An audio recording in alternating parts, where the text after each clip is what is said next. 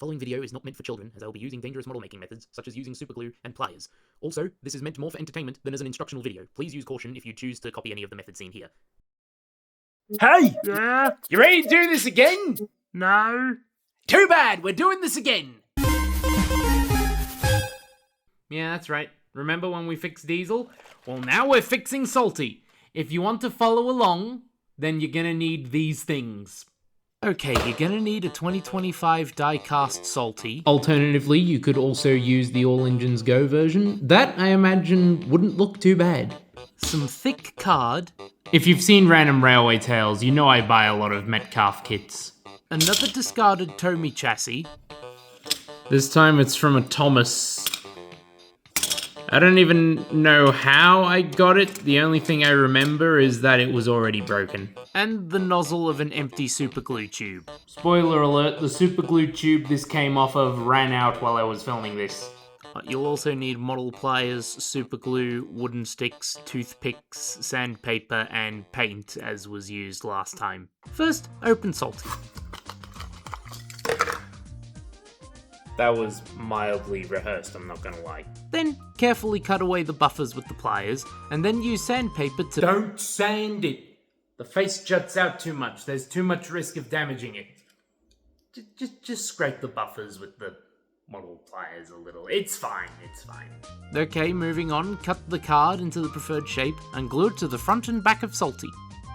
You might notice I bothered to put a little seam there, because there is a seam on the actual buffer beam in the show, which is also a lot longer than this one.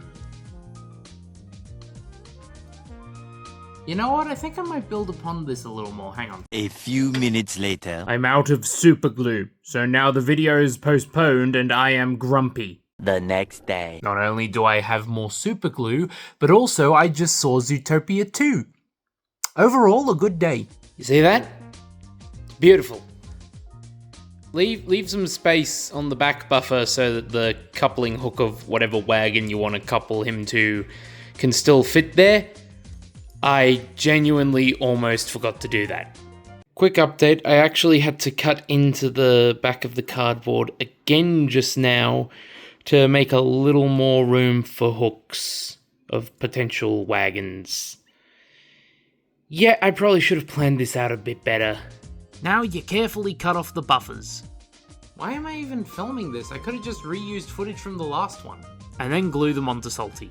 I mean, I think they're slightly misaligned or crooked, but it doesn't matter, it'll look better once I paint it. Very carefully cut off the top of the superglue nozzle. I mean, originally I was just gonna use the stack from a Tomy Mavis that I bought a shell from so I could use the face for a different project, but this would probably work better. Just gotta be careful, there might still be glue in there. And glue that into place over Salty's exhaust pipe. See, I think that's just about the right height. Getting it to stay in place long enough for the glue to actually hold it on was kind of a challenge though. Next you take the toothpicks, cut them to the desired size, and glue them between the wheels. Careful not to get any glue on the wheels though. I didn't show it, but it might also help to sand them a little before you glue them in. Now, you could do the side rods at this point. I won't though. Instead, I'm going to paint a majority of this first, because once those side rods are in place, there's some areas where you can't get to with a brush or toothpick. Yeah, sometimes I use toothpicks to paint, whatever.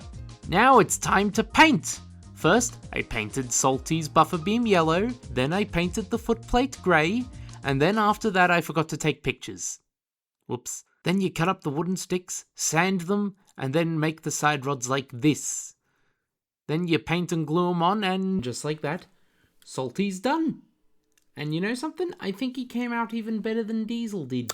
Swear to God, the other day, I just saw this at the corner of my eye, and I almost mistook it for, like, the official toy. Like, I almost mistook those mods for something that the manufacturer did instead of me. I did that good a job at it. You think Mattel should hire me? I'm gonna do more of these. Here's some engines I plan to do next.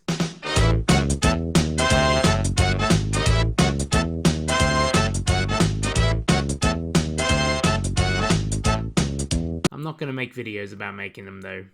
Because if I'm being honest, I'm kind of worried I'll get more famous in the fandom for doing this instead of Random Railway Tales. Please watch Random Railway Tales. I don't know how to end this, so I'll just cut to the credits now.